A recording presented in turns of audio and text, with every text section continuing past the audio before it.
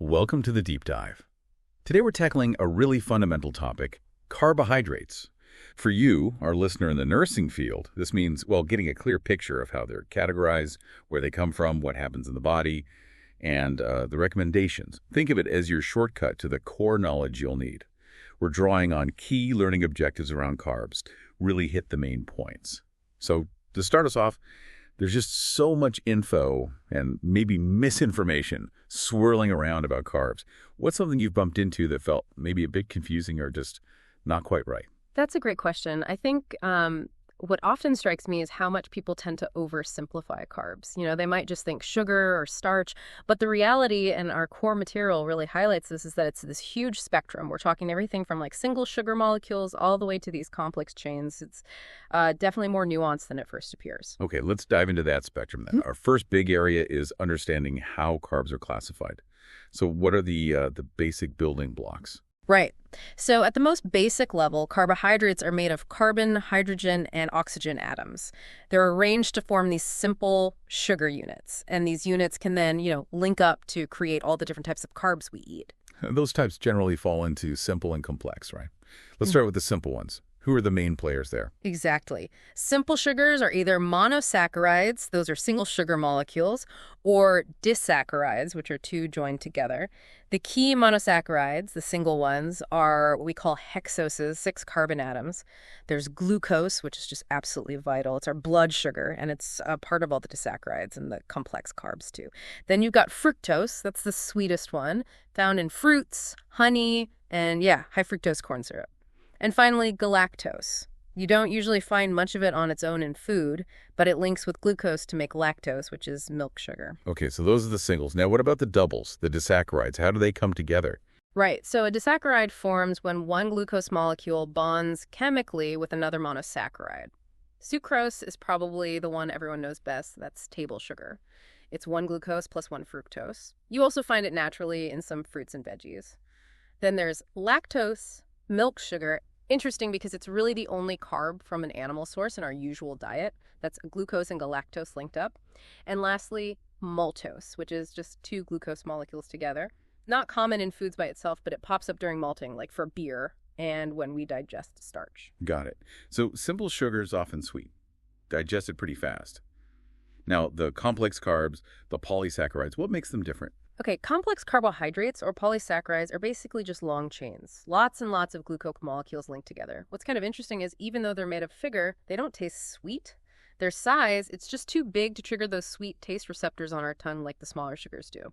The main types we really need to know are starch, glycogen, and fiber. Starch. Yeah, that's probably what most people think of as a complex carb. Where did we get that mainly? Starch is how plants store their glucose energy. So for us, it's a huge calorie source. Think grains, wheat, rice, corn, legumes too, like beans and lentils, and of course starchy veggies like potatoes. Oh, and it's worth noting, cooking actually makes starch easier to digest, can even make it taste a tiny bit sweeter. And then glycogen. Is that sort of the animal version of starch? Kind of, yeah. It serves a similar purpose, storing glucose, but in animals, including us humans. We store it in our liver and muscles as this quick energy reserve. But as a dietary source, it's pretty limited. It breaks down really fast after an animal is slaughtered. The sources mention maybe trace amounts in shellfish, which could contribute to that slight sweetness they sometimes have. Okay. And then fiber. We hear so much about fiber for health. How does that fit in? Fiber's a bit unique. It's really an umbrella term for plant carbohydrates that our bodies just can't digest. It's linked to a whole bunch of potential health benefits, which we can definitely get into later. Traditionally, we talked about soluble and insoluble fiber, but the thinking now is shifting. It's more useful to classify fiber based on how it acts in the body, like viscous fiber, which forms gels and gets fermented by gut bacteria, and non-viscous fiber, which doesn't really gel up and isn't fermented as much. Viscous and non-viscous. Yeah, that sounds more descriptive of what it's actually doing. Anything else on fiber classification? Yeah, there's also the difference between dietary fiber, the stuff naturally in plants, and functional fiber. Yeah. Functional fiber is isolated or extracted, then maybe added back into processed foods. Total fiber is just the sum of both. And super important, natural fiber only comes from plants. And while we think of fiber as 0 calories, those viscous fibers that get fermented in the colon, Well, the bacteria produce short-chain fatty acids. Our bodies can actually absorb those and get a little energy, maybe around 1.5 to 2.5 calories per gram of fiber. That's interesting. Even the indigestible bits give us something. Okay, let's shift gears. Where do we actually get all these carbs in our diet? What are the main sources? Well, the big ones are grains, legumes, and some vegetables that give us lots of starch. We get natural sugars from things like milk, fruit, and again, some vegetables. But unfortunately, a pretty big chunk of carbs in many diets, especially here in the US, comes from added sugars, processed foods, sugary drinks. Our sources say that on average, Americans get about half their daily calories from carbs. And it's really critical to make that distinction between natural sugars and added sugars, isn't it? What's the key difference a nursing professionals should really grasp? Absolutely crucial. Added sugars are defined as caloric sugars and syrups that are, well, added during processing or preparation, even at the table. They're distinct from the sugars naturally present in whole foods, like the fructose in an apple or the lactose in milk. They're put there intentionally. Okay, so we've got a handle on what carbs are, where they come from. Now, the big question, what happens when we eat them? Let's talk digestion. Right. Carb digestion actually starts just a little bit in the mouth. There's an enzyme, salivary amylase, that begins breaking down some starch. But food isn't in the mouth long, so it's minor. Then, in the stomach, the acid stops that enzyme. The real action happens in the small intestine. Pancreatic amylase comes in and breaks down the rest of the starch into shorter chains and maltose. Then finally, enzymes right on the lining of the small intestine, the disaccharides, they tackle the disaccharides. So maltose, sucrose, lactose, they get broken down into their single sugar components: glucose, fructose, and galactose. So by the time everything leaves the small intestine, most carbs are down to those single monosaccharides. Exactly. Those single sugars, glucose, fructose, galactose, they get absorbed through the intestinal wall into the bloodstream. Then they travel straight to the liver via the portal vein. Any starch that maybe didn't get digested heads to the colon and eventually out. And fiber, since it's indigestible, continues to the large intestine. The non-fermentable types attract water, helping with stool bulk. The viscous types get fermented by our gut bacteria, producing water, gas, and those short-chain fatty acids we mentioned. And once those monosaccharides hit the liver, what's next, metabolism-wise? Okay, so in the liver, fructose and galactose mostly get converted into glucose. The liver then acts like a gatekeeper, regulating how much glucose goes out into the bloodstream for our cells to use. This whole process is tightly controlled by hormones. Insulin from the pancreas gets released when blood sugar rises after a meal. It helps glucose move from the blood into cells. Most cells just take what they need right away, but liver and muscle cells can take up extra glucose and store it as glycogen. But it's important to remember our glycogen storage is limited, much smaller than our fat storage, maybe enough for half a day of moderate activity, something like that. And what if blood glucose dips, say, between meals? That's when another hormone, glucagon, also from the pancreas, kicks in. Glucagon tells the liver, hey, break down some of that stored glycogen back into glucose and release it, and that helps bring blood sugar back up into the normal range. This brings us nicely to glycemic response. What exactly is that, and why isn't it as simple as just, sugars spike blood sugar faster than complex carbs? Yeah, glycemic response is basically how a food affects your blood glucose levels, how fast it goes up, how high it peaks, and how long it takes to come back down. It used to be thought, simple sugars equals fast spike, complex carbs equals slow burn. But it turns out it's way more complicated. Things like the amount of fat in the meal, the fiber content, even acid like in vinegar or lemon juice. Also how processed the food is, how it's cooked, the portion size, how ripe a fruit is, and even what else you eat with it. All these things can really change the glycemic response. And that's where the glycemic index, GI, and glycemic load, GL, come in. Can you unpack those a bit? Sure. The glycemic index, GI, ranks foods with carbs on a scale usually 0 to 100. It's based on how much your blood glucose rises after eating a portion containing 50 grams of available carbohydrate compared to eating 50 grams of pure glucose or sometimes white bread. Glycemic load, or GL, tries to be a bit more practical. It considers both the GI and the typical serving size of the food. You calculate it by multiplying the GI by the grams of carbs in a serving, then divide by 100. High GL is often considered over 20, low is under 10. Okay, our materials ask us to think about how useful GL really is for making food choices. What's the current thinking on that? Well, the idea sounds good, but based on our sources, using GL as your main guide for a healthy diet. Probably not that reliable or practical. You hear claims about low GI diets for weight loss or appetite control, but the evidence isn't really strong there. Plus, you can have foods with a low or medium GI that aren't necessarily healthy choices, maybe high in unhealthy fats or sodium. And predicting the actual impact on someone's blood sugar is tricky because of all those factors we just talked about. Now, GI and GL might have some specific uses, maybe helping people with diabetes with meal planning, or athletes timing their carb intake. But for general healthy eating, it's not really seen as a cornerstone. That's a really important clarification. Okay, let's shift to the functions of carbohydrates. What are the really essential jobs they do in the body? Carbs have several absolutely vital roles. Number one is energy. Glucose is the preferred fuel for most cells. It's burned efficiently and cleanly, meaning completely under normal conditions. Our brain especially relies very heavily on glucose, almost exclusively, really. Digestible carbs give us about 4 calories per gram. Fiber, with that fermentation, maybe 1.5 to 2.5 calories per gram.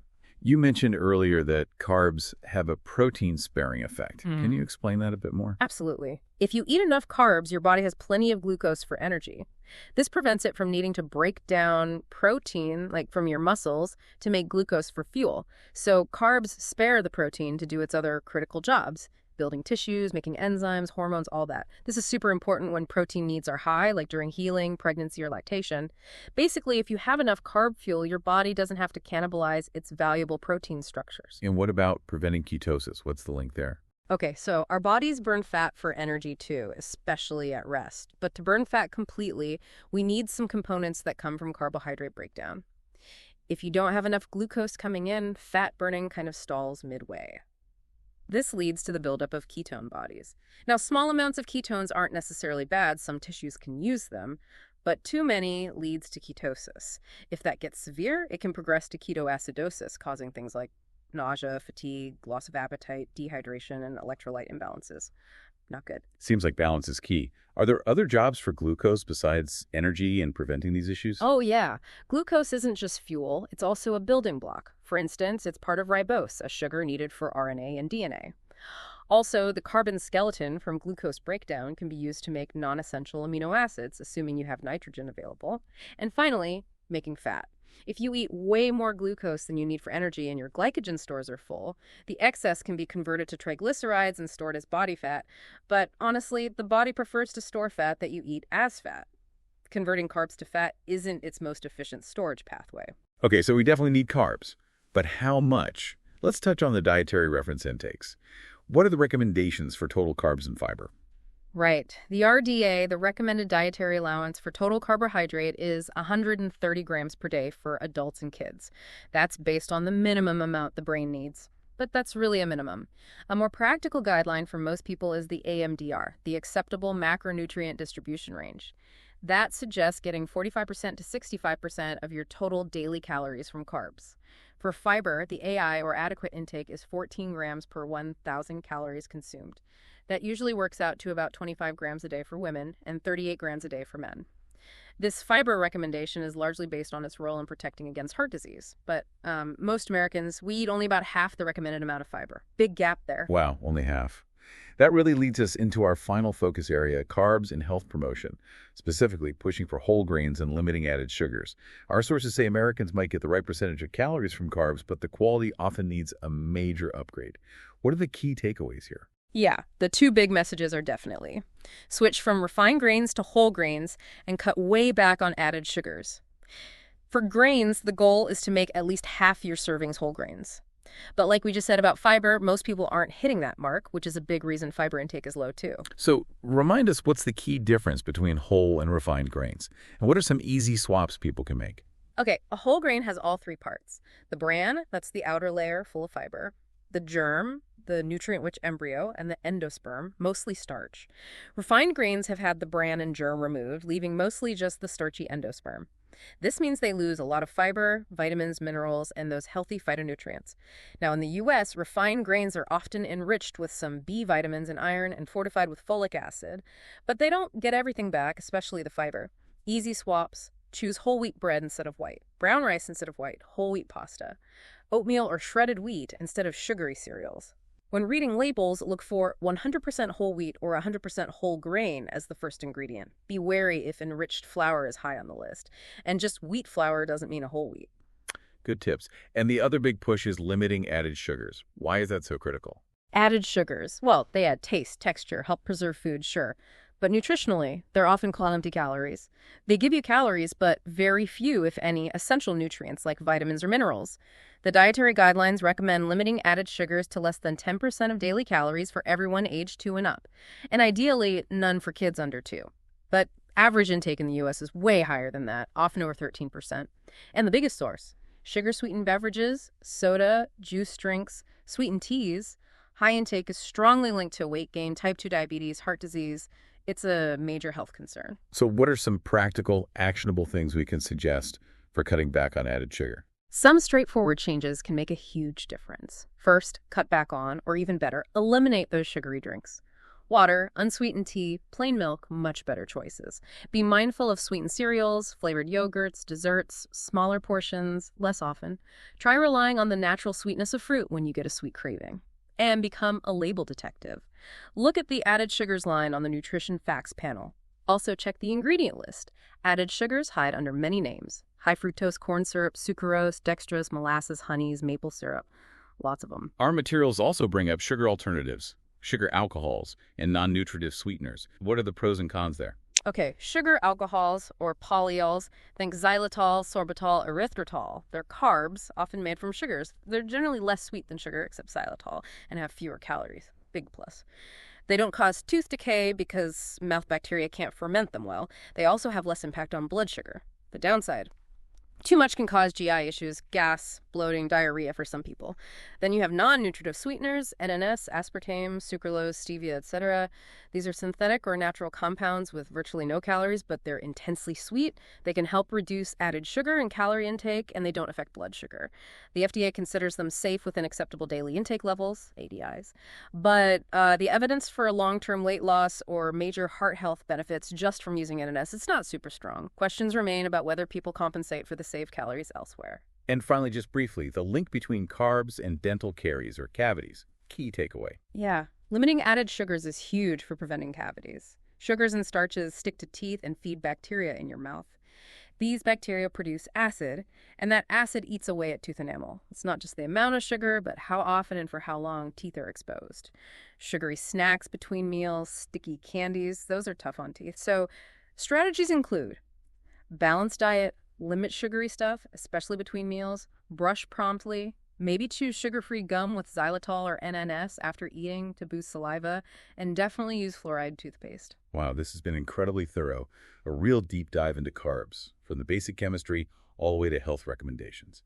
To sum up, it's clear carbs are diverse, they're essential, but really understanding the different types, sources, and how our bodies use them is just fundamental for you in your nursing practice. Prioritizing whole grains, limiting those added sugars, those are really the key messages, aren't they? Yeah, absolutely. And, as you continue learning, just remember, nutrition science is always evolving. Our understanding keeps getting refined. Think about how this applies not just to future patients with all their diverse needs, but maybe to your own health journey, too. It's relevant for everyone. Definitely. And for anyone wanting to explore these topics even further, look to resources like the Dietary Guidelines for Americans and professional organizations focused on nutrition and dietetics. They're great places to get more detail. Thanks so much for joining us for this in-depth exploration on The Deep Dive.